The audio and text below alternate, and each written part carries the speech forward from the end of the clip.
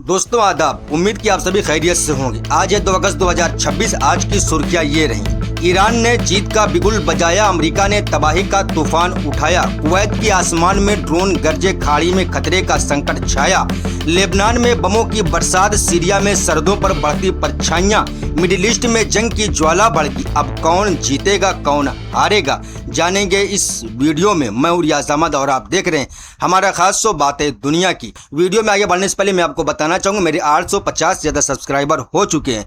दोस्तों आपको बताते हुए मुझे बहुत खुशी हो रही है कि मेरा चैनल बहुत तेज़ी के साथ ग्रो हो रहा है। बहुत कम लोगों का चैनल इतनी तेज़ी के साथ ग्रो होता है, आपकी मोहब्बत सराखों पर। दोस्तों मिडिल ईस्ट में बातें तनाव के बीच एक बड़ी कूटनीतिक खबर सामने आई। अमेरिकी मीडिया की रिपोर्ट के मुताबिक सऊदी अरब के क्राउन प्रिंस मोहम्मद बिन सलमान ने शनिवार को अमेरिकी राष्ट्रपति डोनाल्ड ट्रंप से फोन पर बातचीत की। इस बातचीत में उन्होंने ईरान पर होने वाले संभावित बड़े हमले को लेकर अपनी चिंता जाहिर की है। एक्सॉस की रिपोर्ट के मुताबिक अमेरिकी अधिकारी ने बताया कि मोहम्मद बिन सलमान ने ईरान पर हमले की योजना को लेकर चिंता जताई और अमेरिका से ये साफ करने को कहा कि आगे क्या कार्रवाई की जा सकती है। वहीं एक दूसरे सूत्र के मुताबिक सऊदी क्राउन प्रिंस मोहम्मद बिन सलमान ने डोनाल्ड ट्रंप से मिडिल ईस्ट में तनाव कम करने की अपील की है। उन्होंने कहा कि हालात को और बिगड़ने के बजाय जंग को रोकने का फैसला किया जाना चाहिए। रिपोर्ट्स के मुताबिक सऊदी अरब की सबसे बड़ी चिंता ये है कि अगर अमेरिका ने ईरान के बिजली घरों, तेल और गैस से जुड़े ठिकानों या पुलों या दूसरे अहम इंफ्रास्ट्रक्चर पर बड़े हमले किए तो ईरान इसका जवाब खाड़ी देशों में मौजूद अहम ऊर्जा सुविधाओं को निशाना बनाकर दे सकता है। यानी रियाद को डर है कि अमेरिका और ईरान की इस जंग का असर सऊदी अरब और दूसरे खाड़ी देशों तक पहुंच सकता है। सऊदी अरब की चिंता यह है कि अगर ईरान के अहम ठिकानों पर हमला हुआ तो ईरान जवाबी कार्रवाई से खाड़ी देशों के तेल, गैस और बिजली से जुड़े ठिकानों को निशाना बना सकता है। अगर ऐसा होता है तो इसका असर सिर्फ सऊदी अरब तक सीमित नहीं रहेगा, खाड़ी क्षेत्र की तेल सप्लाई, ऊर्जा व्यवस्था और पूरी दुनिया के बाजार को भी प्रभावित कर सकता है। दोस्तों इससे पहले डोनाल्ड ट्रंप ने खुद कहा था कि मिडिल ईस्ट के कई देशों ने उन्हें ईरान पर हमला न करने के लिए राजी किया है। अब सऊदी क्राउन प्रिंस का ट्रंप को फोन करना और हमले को लेकर चिंता जताना इस बात को और मजबूत करता है कि खाड़ी के देश इस जंग को और बढ़ते हुए नहीं देखना चाहते हैं, क्योंकि अगर अमेरिका और ईरान के बीच एक बार फिर बड़े हमले शुरू होते हैं तो खाड़ी के देश भी इसकी चपेट में आएंगे। इसलिए सऊदी अरब की कोशिश है कि हालात को और बिगड़ने से रोका जाए और तनाव कम करने के लिए बातचीत का रास्ता अपनाया जाए। अब सबसे बड़ा सवाल यही है, क्या डोनाल्ड ट्रंप सऊदी अरब की इस चिंता को ध्यान में रखते हुए ईरान पर बड़े हमले की योजना को रोकेंगे या फिर अमेरिका अपनी सैन्य कार्रवाई को आगे बढ़ाएगा। फिलहाल इतना जरूर है कि खाड़ी के देशों को इस जंग के फैलने का खतरा जरूर महसूस हो रहा है। अब पूरी दुनिया की नजर इस बात पर टिकी कि अमेरिका आगे क्या फैसला करता है और मिडिल ईस्ट में तनाव कम होता है या हालात एक बार फिर बड़े जंग की तरफ बढ़ते हैं। दोस्तों आपको जानकर हैरानी होगी कि वहीं दूसरी तरफ ईरान ने अमेरिका के खिलाफ जंग जीतने का ऐलान कर दिया, जबकि अमेरिका और इजराइल ईरान पर अब तक के सबसे बड़े हमले करने की तैयारी कर रहे हैं। अमेरिकी मीडिया रिपोर्ट में दावा किया जा रहा है कि ईरान के पावर प्लांट, ऑयल रिफाइनरियों और न्यूक्लियर ठिकाने और दूसरे अहम इंफ्रास्ट्रक्चर निशाने पर हो सकते हैं। वहीं ईरान ने भी साफ चेतावनी दे दी कि अगर उसके अहम ठिकानों पर हमला हुआ तो जवाब सिर्फ मिसाइलों तक सीमित नहीं रहेगा। लेकिन सबसे बड़ा सवाल ये है कि आखिर ईरान ने जंग जीतने का ऐलान क्यों किया? अमेरिका और इजराइल किस बड़े हमले की तैयारी कर रहे? ईरान का जवाबी प्लान क्या है और कुवैत में अमेरिकी ठिकानों के आसपास ड्रोन हमले की खबरों का क्या मतलब है?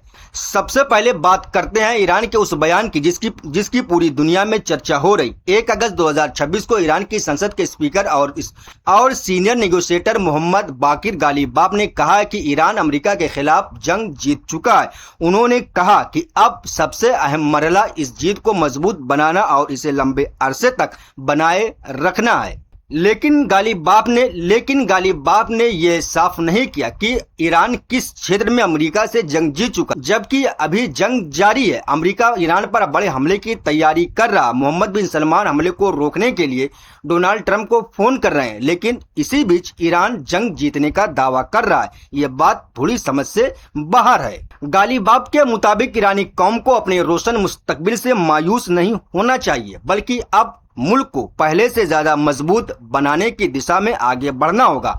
यानी ईरान सिर्फ जंग में कामयाबी का दावा नहीं कर रहा, बल्कि ये भी कह रहा है कि अब असली इम्तिहान शुरू होगा। ईरान को अपनी इस कामयाबी को आने वाले वक्त में बरकरार रखना होगा। ईरान के जंग जीतने का दावा हो सकता है कि ईरान अपने इस दावे के जरिए ये कहना चाहता है कि उसने अमेरिकी जैसे ताकतवर मुल्क के सामने घुटने नहीं टेके। भारी दबाव, हमलों और आर्थिक मुश्किलों के बावजूद ईरान ने अपने रुख को नहीं बदला और लगातार जवाब देने की ताकत दिखाई है। इस नजरिए से ईरान ये कह सकता है कि उसने अब तक के मुकाबले में अपनी पकड़ बनाए रखी, लेकिन अगर जंग अभी जारी है तो आखिरी जीत और हार का फैसला जंग खत्म होने के बाद ही तय होता है। वहीं दूसरी तरफ ईरानी मीडिया रिपोर्ट के मुताबिक एक सीनियर सिक्योरिटी अधिकारी ने कहा कि अगर अमेरिका या इजराइल ने ईरान के इंफ्रास्ट्रक्चर पर हमला किया तो ईरान भी उनके अहम ठिकानों को निशाना बनाएगा। इस अधिकारी के मुताबिक ईरान ने हर तरह के संभावित हमलों के जवाब देने के लिए एक खास और मुकम्मल प्लान तैयार करके रखा है।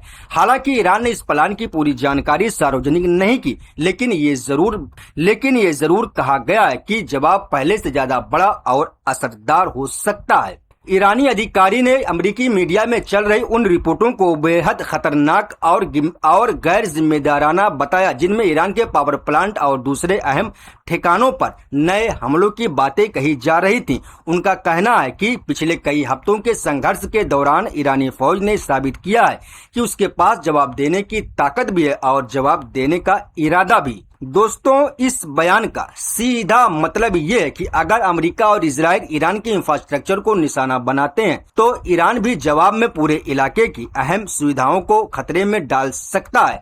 यही वजह है कि इस जंग का खतरा अब सिर्फ ईरान और इजराइल तक सीमित नहीं रहा। मिडिल ईस्ट के कई दूसरे देश भी इस तनाव से प्रभावित हो सकते हैं, क्योंकि इस इलाके में अमेरिका के कई सैन्य अड्डे मौजूद हैं। कई देशों में अमेरिकी फौज और सैन्य सुविधाएं, इसके अलावा तेल और गैस से जुड़ी कई परियोजनाएं भी इसी क्षेत्र में मौजूद हैं, जिसमें अमेरिकी कंपनियों की हिस्सेदारी है। दोस्तों, वहीं दूसरी तरफ इजराइल ने दक्षिण लेबनान में अपने हवाई और जमीनी हमले तेज कर दिए। रिपोर्ट के मुताबिक इजरायली सेना का कहना है कि उसकी कार्रवाई का मकसद हिजबुल्लाह की सैन्य ताकत को कमजोर करना और उत्तरी इजराइल के लिए पैदा होने वाले खतरों को कम करना है। इजराइल ने दक्षिण लेबनान में हिजबुल्लाह से जुड़े ठिकानों और भूमिगत सुरंगों को निशाना बनाए जाने का दावा किया है। हाल ही में इजरायली सेना ने दक्षिणी पूर्वी लेबनान के ब्यूफोर्ट रिस इलाके में मौजूद एक बड़े भूमिगत सुरंग नेटवर्क को तबाह करने का भी दावा किया है। लेकिन दूसरी तरफ लेबनान और कई क्षेत्रीय पक्षों का कहना है कि इजराइल की लगातार सैन्य कार्रवाई लेबनान के संप्रभुता यानी उसकी खुद मुख्तारी का खुला उल्लंघन यानी खिलाफ वर्जी है। दक्षिण लेबनान में इजरायली सेना की बढ़ती मौजूदगी और लगातार हवाई हमलों के कारण आम लोगों में डर का माहौल है। कई इलाकों के लोग पहले से ही अपने घर छोड़ चुके, अब नए हमलों की आशंका ने वहां रहने वाले लोगों की मुश्किलें और बढ़ा दी हैं। यानी एक तरफ इजराइल हिजबुल्लाह के ठिकानों को खत्म करने की बात कर रहा, जबकि दूसरी तरफ लेबनान इसे अपनी जमीन पर बढ़ती सैन्य दखल अंदाजी करार दे रहा है। इसी बीच सीरिया से भी इजरायली सेना की गतिविधियां बढ़ने की खबर सामने आई। रिपोर्ट्स के मुताबिक इजरायली सैनिकों ने दक्षिणी सीरिया के कुनेत्रा प्रांत के अंदर अपनी सैन्य गतिविधियां बढ़ा दी हैं। कुनेत्रा इलाका गोलान हाइट्स के पास स्थित है और लंबे समय से इजराइल और सीरिया के बीच तनाव का बड़ा मरकज बना रहा है। सीरियाई सरकार का कहना है कि इजराइल की गतिविधियां उसकी संप्रभुता यानी खुद मुख्तार की खिलाफ वर्जी है। वहीं इजराइल इन सैन्य कदमों को अपनी हिफाजत से जुड़ा जरूरी फैसला बताता है। हाल के दिनों में दक्षिण सीरिया में कुछ कट्टरपंथी इजरायली सेटलर समूहों की गतिविधियों की खबरें भी सामने आई थी। इन समूहों पर आरोप लगाया गया कि वे सीरियाई जमीन पर नए यहूदी ठिकाने बसाने की कोशिश कर रही हैं। हालांकि इन गतिविधियों को लेकर अलग अलग दावे सामने आए, लेकिन इससे ये चिंता जरूर बढ़ गई कि इजराइल का प्रभाव सीरिया के अंदर और बढ़ सकता है। उधर सीरिया के राष्ट्रपति अहमद अल शरा ने कहा है कि उनका देश इजराइल के साथ एक सुरक्षा समझौते के जरिए स्थिरता और व्यापक शांति की दिशा में आगे बढ़ रहा है, लेकिन उन्होंने ये भी साफ किया कि सीरिया गोलान हाइट्स पर अपने दावे से पीछे नहीं हटेगा। यानी एक तरफ बातचीत और सुरक्षा समझौते की बात हो रही, जबकि दूसरी तरफ जमीन पर सैन्य गतिविधियां लगातार बढ़ रही हैं। यही विरोधाभास मिडिल ईस्ट की स्थिति को और ज्यादा पेचीदा यानी जटिल बना रहा है। दोस्तों, अब सबसे बड़ा सवाल ये है कि क्या इजराइल लेबनान और सीरिया में अपनी सैन्य कार्रवाई को और आगे बढ़ाएगा? क्या हिजबुल्लाह की तरफ से उसका कोई बड़ा जवाब आएगा? और क्या दक्षिण सीरिया में बढ़ती इजरायली गतिविधियां एक नए सैन्य मोर्चे की शुरुआत बन सकती हैं? इन सवालों का जवाब अभी साफ नहीं है। एक तरफ ईरान और अमेरिका के बीच टकराव बढ़ रहा, दूसरी तरफ खाड़ी देशों में ड्रोन और मिसाइल हमलों का खतरा बना हुआ है। वहीं इजराइल लेबनान और सीरिया में अपनी सैन्य कार्रवाई तेज कर रहा है, यानी पूरे इलाके में एक साथ कई मोर्चों पर तनाव बढ़ रहा है। अब देखना ये होगा कि आने वाले दिनों में बातचीत का रास्ता मजबूत होता है या फिर जंग की आग दूसरे देशों और नए इलाकों तक फैलती है। फिलहाल हालात बेहद नाजुक है और पूरी दुनिया की नजर मिडिल ईस्ट पर टिकी हुई है।